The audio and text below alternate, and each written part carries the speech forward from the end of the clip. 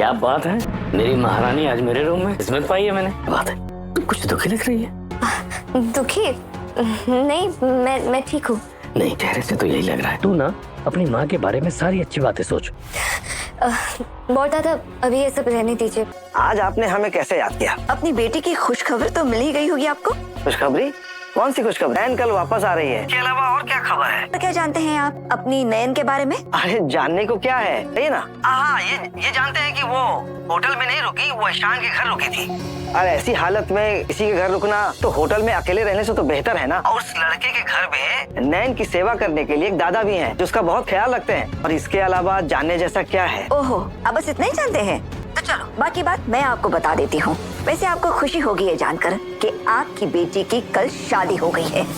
क्या? हाँ, वैसे मुझे तो लग रहा है कि बात जानते हैं और अनजान बनने का नाटक कर रहे हैं, लेकिन अगर सच में आप ये बात नहीं जानते हैं और मुझ पर यकीन नहीं कर रहे हैं, मैं आपको फोटो भेज सकती हूँ। छोटी बोमा है यहाँ पे, आपको फोटो भेज देगी। ये आप क्या बोल रही हैं? क्या हुआ बाबा? अरे नैन की सासू माँ पता नहीं क्या कही जा रही है, मुझे तो कुछ समझ में नहीं आ रहा है। कह रही हैं नैन ने कल शादी कर ली। देखिए इंद्राणी जी, आपको जरूर कोई गलतफहमी हुई है, ऐसी बातें मत बोलिए। अरे वो तो वहाँ अपनी बीमारी का इलाज कराने के लिए गई है, और वो ऐसी लड़की होती या उसे ऐसा कुछ करना होता तो बहुत पहले कर चुकी होती। आपकी बेटी किस तरह की है ये हम अच्छे तरह से समझ गए हैं। घर में 19 साल की बेटी और माँ ने शादी कर ली। क्या नोयानिका के एक फैसले ने उसके अपनों से उसका रिश्ता हमेशा के लिए तोड़ दिया है? क्या उज्जैनी के दिल में उठ रहा दर्द उसे किसी खौफनाक मोड़ की तरफ ले जा रहा है? और क्या ईशान का प्यार दुनिया के सामने आने से पहले एक नई मुसीबत खड़ी कर देगा? भाई, आज सैराब का एपिसोड बहुत ही ज्यादा शॉकिंग ट्विस्ट अपने साथ लेकर आया। एपिसोड की शुरुआत घर के अंदर भड़के हुए गुस्से और टूटे हुए भरोसे के साथ होती है।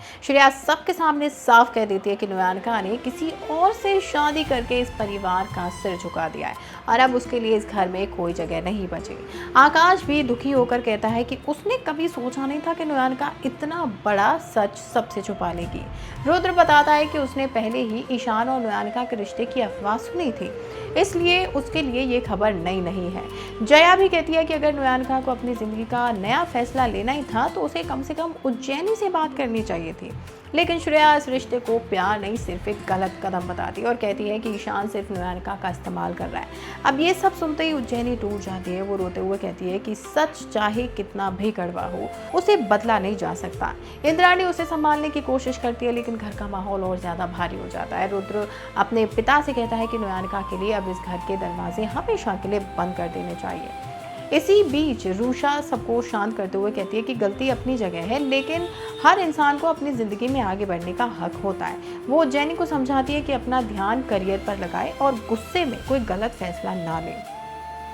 दूसरी तरफ नोयानिका बार बार उज्जैनी को फोन करती रहती है, लेकिन हर बार कॉल बिना जवाब के कट हो जाता है।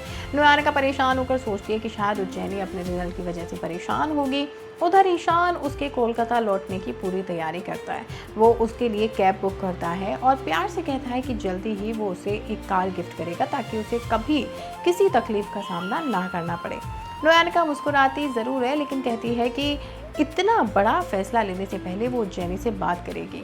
ईशान उसकी बात मान लेता है। इस दौरान नोयानिका इमोशनल होकर कहती है कि ईशान का प्यार किसी के लिए भी सबसे बड़ा तोहफा हो सकता है, लेकिन वो खुलकर इस प्यार को अपना भी नहीं सकती और दुनिया के सामने कबूल भी नहीं कर सकती। ईशान उसे याद दिलाता है कि एक दिन पूरी दुनिया उनके रिश्ते को ज़रूर मानेगी। इधर एक बहुत ही चौंकाने वाला सीन देखने को मिलता है। उज्जैनी चुपके से अपने बड़े पापा के कमरे में जाती है और स्लीपिंग टैबलेट चुरा लेती है। उसकी आंखों में दर्द और बेचैनी साफ दिखती है, जिससे लगता है कि वो किसी बहुत बड़े कदम की तरफ बढ़ रही है। दूसरी तरफ इंद्राणी जयदीप को फ़ोन करके नोयानिका की शादी की खबर देती है। जयदीप पहले तो इस बात पर यकीन ही नहीं करता, लेकिन इंद्राणी कहती है कि उनके पास सबूत है और अब नोयानिका के लिए उनके घर में कोई जगह नहीं है। श्रेया भी मालिनी को फ़ोन करके पूरी बात बताती है और शादी की फ़ोटो भेजने की बात करती है। एपिसोड के आखिर में ईशान एक बार फिर अपने दिल की बात नोयानिका के सामने रख देता है। वो कहता है कि काश दोनों साथ यूरोप घूमने जा पाते। नोयानिका भी मान लेती है कि वो ईशान के साथ हर खुशी जीना चाहती है, लेकिन उनकी मजबूरियाँ उन्हें रोक रही हैं। तब ईशान उससे पूछता है कि क्या उसने उसे दिल से अपना पति माना है। नोयानिका बिना हिचकिचाहट के हाँ कह देती है, लेकिन साथ ही कहती है कि अभी वो इस रिश्ते को दुनिया के सामने नहीं ला सकती। अब देखना होगा कि क्या उज्जैनी का अगला कदम सबकी जिंदगी बदल देगा।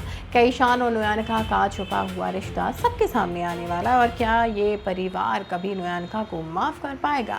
जानने के लिए चैनल को सब्सक्राइब और बेल आइकन को प्रेस जरूर कर लीजिए।